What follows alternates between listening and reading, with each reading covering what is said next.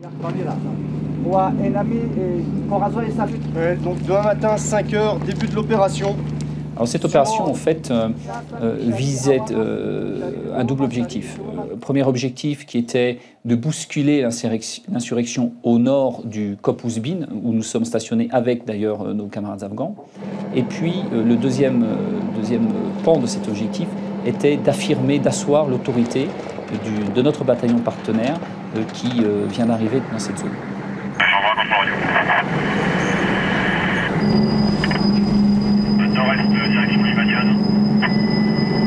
Les forces de l'ANA étaient chargées ou souhaitaient venir fouiller un certain nombre d'habitations, venir trouver du matériel qui pouvait être utilisé contre eux. Donc nous les suivions pas à pas, nous les observions et le cas échéant, nous pouvions à leur profit délivrer des feux, exercer une certaine forme de dissuasion.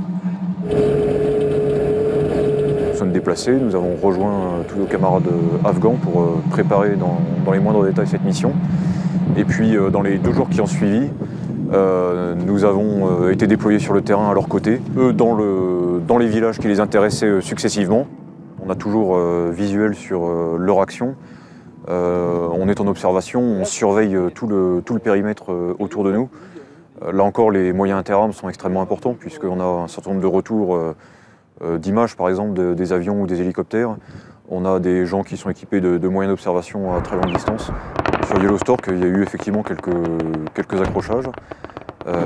Ces accrochages ont été très bien gérés, non seulement par l'ANA, mais par nous-mêmes. Donc il n'y a pas eu de difficulté particulière.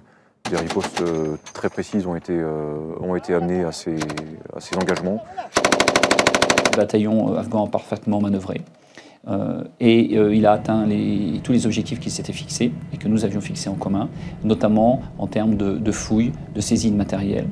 Et puis l'insurrection, à l'évidence, a été fortement perturbée par notre présence, surprise.